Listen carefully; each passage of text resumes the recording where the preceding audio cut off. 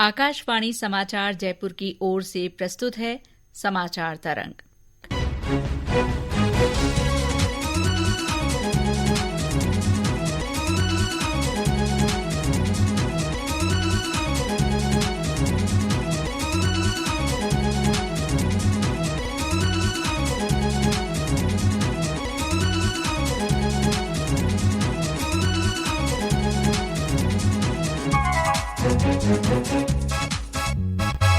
समाचार तरंग के एक और नए अंक में मैं शीला चावला सभी श्रोताओं का स्वागत करती हूं।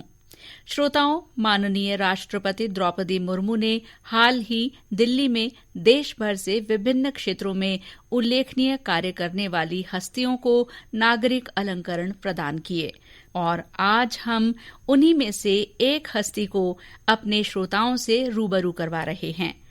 जी हां श्रोताओं, आज हमारे बीच हैं पद्मश्री लक्ष्मण सिंह जी। लक्ष्मण सिंह जी, आपका आकाशवाणी जयपुर के स्टूडियो में बहुत बहुत स्वागत है। आप सबको प्रणाम। श्रोताओं, आपको ये भी बता दूं कि आज की इस विशेष बातचीत में मेरा साथ दे रहे हैं न्यूज रूम से मेरे सहयोगी सुदर्शन नाहर। सभी श्रोताओं को नमस्कार। श्रोताओं, पद्मश्री लक्ष्मण सिंह जी को इस अलंकरण से पहले संभागीय आयुक्त द्वारा राजस्थान सम्मान, राष्ट्रीय युवा सम्मान, मुंबई हारमनी रजत पुरस्कार तथा डालमिया ट्रस्ट द्वारा राज्य पुरस्कार मिल चुके हैं। लक्ष्मण सिंह जी, सबसे पहले इस प्रतिष्ठित सम्मान पद्मश्री को प्राप्त करने के लिए आपको बहुत बहुत बधाई। पद्मश्री सम्मान पाना एक बहुत बड़ी उपलब्धि है, आप इसे किस तरह देखते हैं? हम जब गांव में कई 40 साल से काम कर रहे थे जी, तो जीवों को बचाने में, गायों की नस्लें सुधार करके गोचर सुधारने में, पर्यावरण सुधारने में और लोगों के संगठन द्वारा काम करके लोगों को पर्यावरण सुधारने में लोगों को लगाया जी। इसमें मुझे पद्मश्री भारत सरकार ने दिया, मैं ऐसा मानता हूँ। आपका जो समाज सेवा का क्षेत्र है, किस किस तरह से आप समाज की और लोगों की सेवा कर रहे हैं? सबसे बड़ी बात यह है कि आप पर्यावरण की सेवा करें, पर्यावरण को विकसित करें, तो सबकी सेवा एक साथ होती है। अगर मान लीजिए हरियाली अच्छी हो, अनाज अच्छा हो, दूध अच्छा हो, फूलवारी अच्छी हो, हरियाली के अब अलग अलग फूल आए, ऑक्सीजन अच्छा मिले, तो सब लोग स्वस्थ रहेंगे। यही सबसे बड़ी सेवा है और ये हमने की। लक्ष्मण सिंह जी, आपके वो कौन से नवाचार हैं जो आम जन की समस्याओं को दूर कर उनकी प्रेरणा के स्रोत बने? 40 वर्ष पहले लापोड़िया गांव है मेरा जी। और वो जयपुर जिले का दूदू तहसील का गांव है। उसमें एक तालाब था जो टूटा हुआ था 20 बरस से, तो कुएं में नीचे उतर करके पानी भरते थे जी। तो मैंने देखा, मेरा गांव लापोड़िया है, जन्म मेरा लापोड़िया हुआ है और मैं जयपुर पढ़ता था पौदार स्कूल में, क्योंकि वहाँ 5वीं पास करके यहाँ आ गया था, 10वीं क्लास में पढ़ता था, छुट्टियों में गया था जी। तो पानी नहीं था, तो मैंने पूछा क्यों पानी क्यों नहीं है? तालाब टूटा हुआ है तो रिचार्ज नहीं होता है, तो ठीक करें। तो सब लोग, हम लोगों ने कहा मजदूरी कौन देगा? मैंने कहा गांव के लिए कौन सी मजदूरी, हम गांव के सारे लोग जो रहते हैं गांव के मालिक हैं। तो हम लोग फिर कोई सुना नहीं, हम लोग रवाना हो गए, जो हमारे साथ जुड़ते गए, आगे कोरवा बनना। और फिर एक दिमाग में आया, 20-25 लोगों के दिमाग में, कि हम गांव की मीटिंग करनी चाहिए। गांव की मीटिंग की, सारे लोगों को ये समझाया कि पानी तभी होगा जब ये इस तालाब ठीक होगा, कि हम सब लोग जाएंगे। और हमने वो तालाब बनाया अन्न सागर।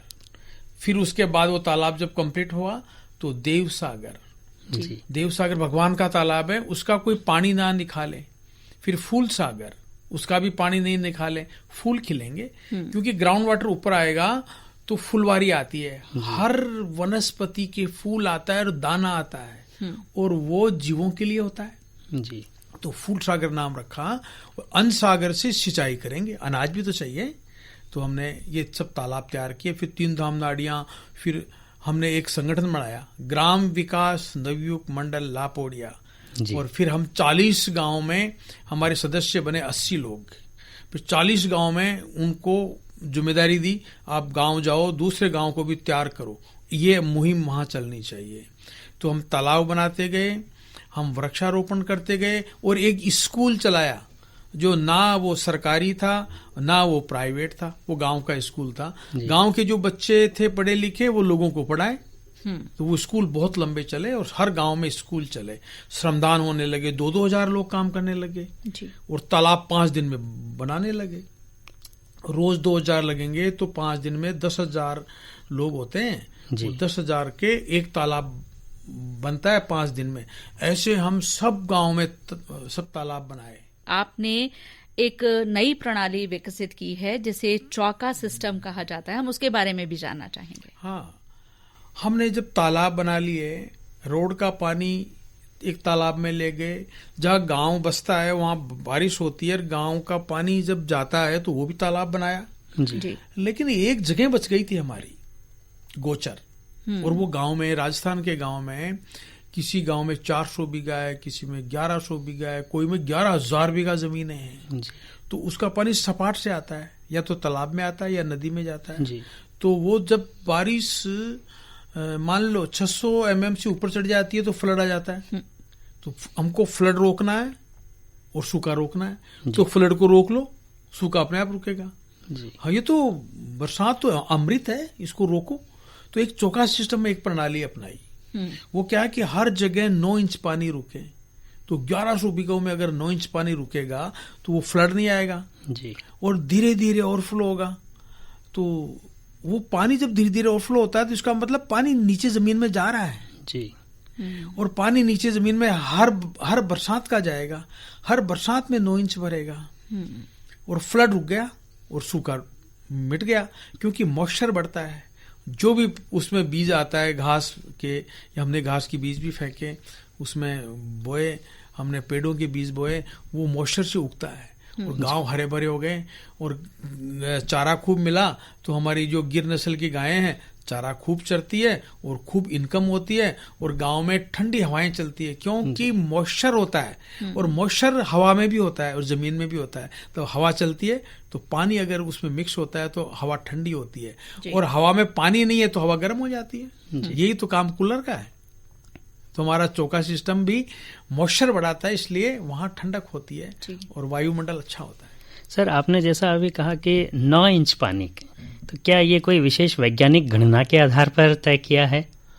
नहीं, वैज्ञानिक आधार पर तो हम लोग गए थे पूछने जी। तो पर वो कंटूरबंदी ही बताया, और कंटूरबंदी जब एक जगह टूटती है तो वो टूटती ही जाती है, तो स्पीड और पानी की बढ़ती है, यानी कि जमीन ज्यादा बहने लगती है और पानी भी ज्यादा बहने लगता है, पानी बेकार बहकर जाता है। हाँ, लेकिन हमने कहा कि नहीं, पानी को जगह जगह पकड़ करके तरीके से निकले और छोटे तालाब बनाए, मतलब चौका सिस्टम बना के बीच बीच में छोटे तालाब, और छोटे तालाबों को बड़े तालाब से जोड़ दिया, और बड़े तालाब को नदी से जोड़ दिया, ताकि सब जगह पानी रहे। और नदी में एनीकट बना दिए, छोटे तालाब बनाए, बड़े बनाए, जैसे देव सागर, फूल सागर, अनसागर, बड़े तालाब है जी। और छोटे तालाब देवबनिया नहीं, वो अमृती नाडी, ये नाडियां बनाई, तो पानी जगह जगह रुका और फ्लड रुक गया और मॉइस्चर मस्त हो गया।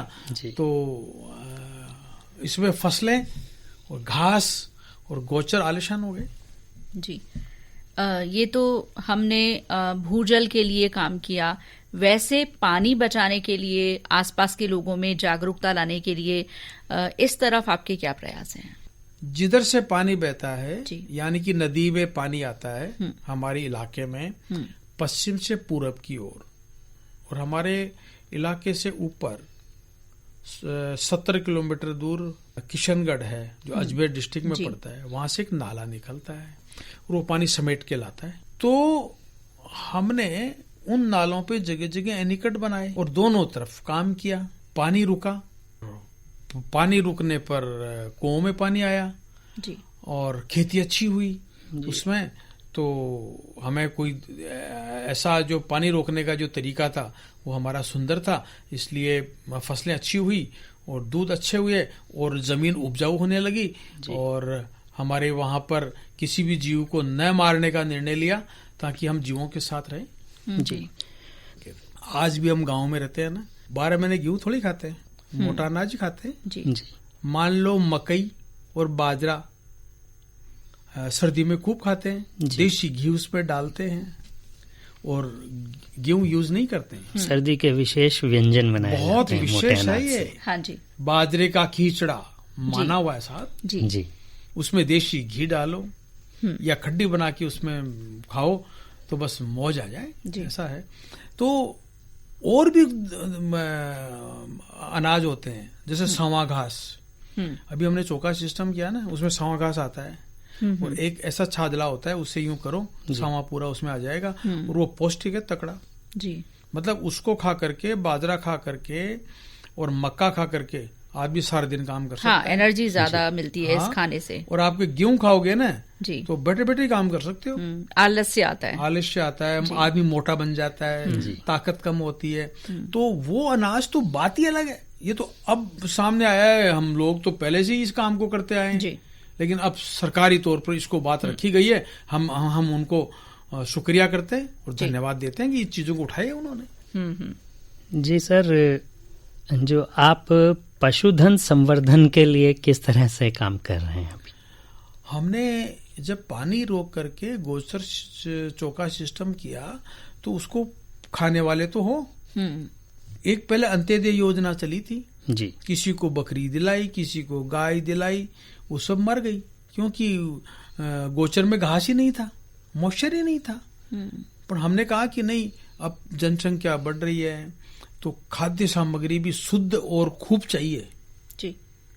तो फिर हमने ये चौका सिस्टम बना करके और उसमें खाद्य सामग्री मतलब पशुओं के लिए चारा जी, पशुओं के लिए पानी हमेशा मिले, साल भर मिले, पक्के रैंप भी बनाए, बीच में हौद बना करके पक्का रैंप बना के दोनों तरफ से पशु जा सकते हैं, पानी पी करके निकल सकते हैं जी। और वन्य जीवों के लिए अलग बनाए तो कोई भी जीव प्यासा नहीं रहे, कोई भी भूखा नहीं रहे, सबकी सुरक्षा, ये हमने काम किए।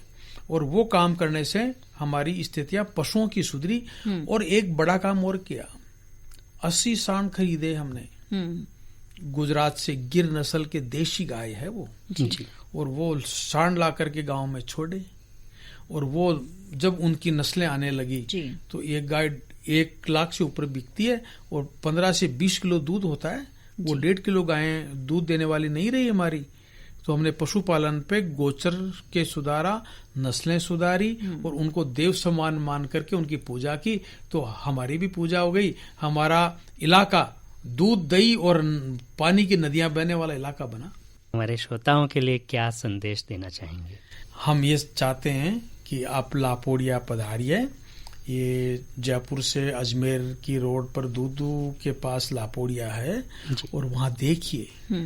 और हर व्यक्ति, चाहे अधिकारी क्यों न हो, बड़े से बड़े अधिकारी क्यों न हो, वो किसी गांव में जाकर के किसी रोड के किनारे पर्यावरण का काम करें, पेड़ लगाएं, संदेश दें और ऐसे लोगों से प्यार करें तो एक से अनेक बनता रहे। तो हमारे जो इकोसिस्टम अच्छा बनता रहे और देश अच्छा बन जाए, पानी वाला देश बन जाए और घी दूध की नदियां बहे, छाछ दही की व्यवस्थाएं हो और हम आनंदमय हो जाएं। यही हमारा संदेश है, इसी में हम लगातार लगे हुए हैं।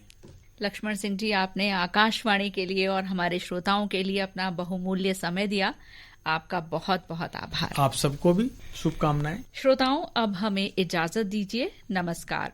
आज के समाचार तरंग के लिए तकनीकी सहयोग रहा ओपी शर्मा का, संयोजक डॉक्टर जितेंद्र द्विवेदी, संपादक मनीष मीणा और प्रस्तुतकर्ता राम खिलाड़ी मीणा।